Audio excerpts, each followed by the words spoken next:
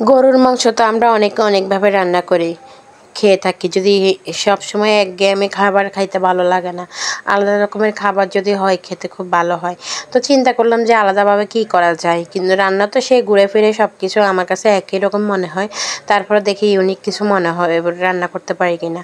আসসালামু আলাইকুম, hello everyone. আজকে নিয়ে এসেছি গরুর মাংসের রেসিপি। আজকে হয়েছে কচুর মুখে দিয়ে গরুর মাংসের রেসিপি।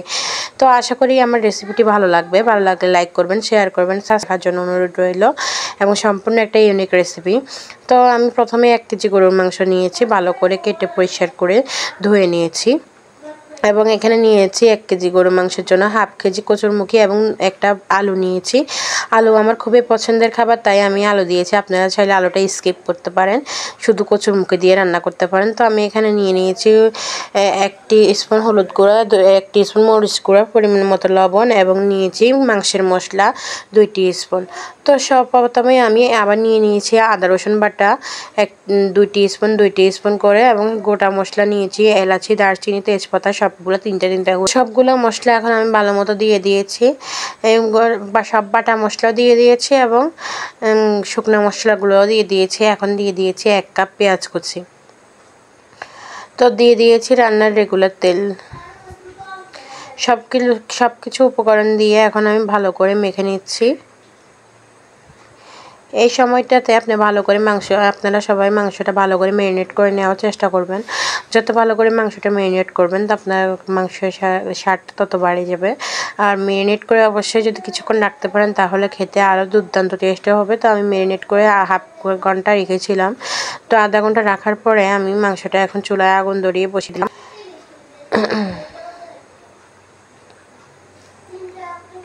এবং সামান্য একটু পানি দিয়ে দিয়েছি যাতে করে মাংসটা একটু কষানোর সময় যাতে করে আমার হাঁড়ির নিচে থেকে লেগে না যায়। তো সব কিছু উপকরণ দিয়ে এখন রান্নায় বসিয়ে দিয়েছি। আমি প্রায় 7-8 মিনিট রান্না করে নিয়েছিলাম। 7-8 মিনিট রান্না করে ঢাকনাটা সরিয়ে আমি ভালো করে অনবরত নেড়ে দিয়ে ছেড়ে দিচ্ছি, যেন মাংসটা ভালো করে কষায় এবং নিচ থেকে যেন না ধরে যায়, নিচ থেকে যেন না লেগে যায়।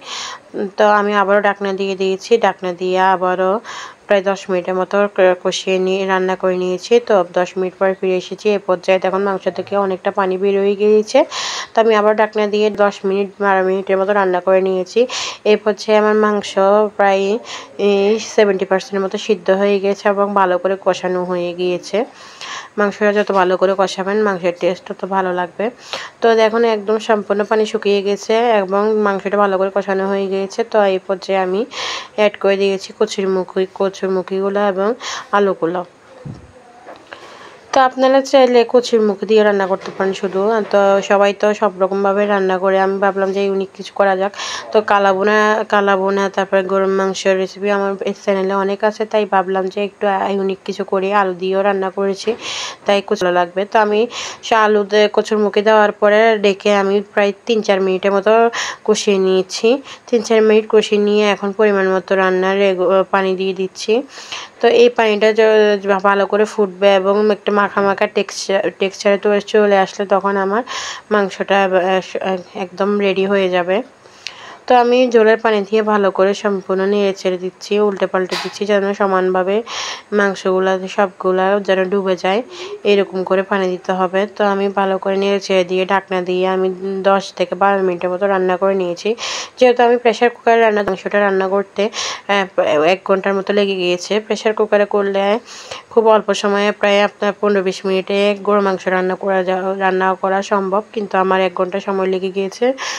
তো আমি আবারও ঢাকনা খুলে মনমতো নেড়ে ছেড়ে দিয়েছি, আবার ঢাকনা দিয়ে দিয়েছি।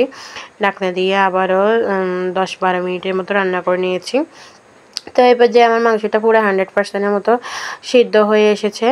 এখন শুধু সামান্য একটু জল কমার অপেক্ষা করব আমি। একটু জলটা কমে গেলে আমি নামিয়ে নিব। নামিয়ে গরম গরম পরিবেশন করে নিব গরুর মাংস দিয়ে কচুরমুখী। তো পারেন। তো আমার হয়ে 10-12 মিনিট পরে একটু জল কমে গেছে। এখন আমি নামিয়ে পরিবেশন করে নিচ্ছি গরুর মাংস দিয়ে কচুরমুখী। তো এবার বাসায় রান্না করে দেখতে পারেন। আশা করি সবাই অনেক তৃপ্তি সহকারে খেতে পারবে এবং সবাই অনেক পছন্দ করবে। প্রতিদিনের রান্না একঘেয়েমি রান্না আসলে সবার ভালো লাগে না। মাঝে মাঝে যদি কিছুই ওই প্রতিদিনের রান্নার মতো যদি মাঝে মাঝে যদি একটু ইউনিক কিছু থাকে তাহলে অনেকেরই ভালো লাগবে। তো এখন যে দেখতে যেরকম লোভনীয় হয়েছে, খেতেও বিশ্বাস করেন ঠিক সেরকম লোভনীয় হয়েছে। তো আজকে আর কথা বাড়াবো না, লাইক করবেন এবং ফ্রেন্ড এবং ফ্যামিলির সাথে শেয়ার করার চেষ্টা করবেন। আজকে এই পর্যন্ত, আল্লাহ হাফেজ।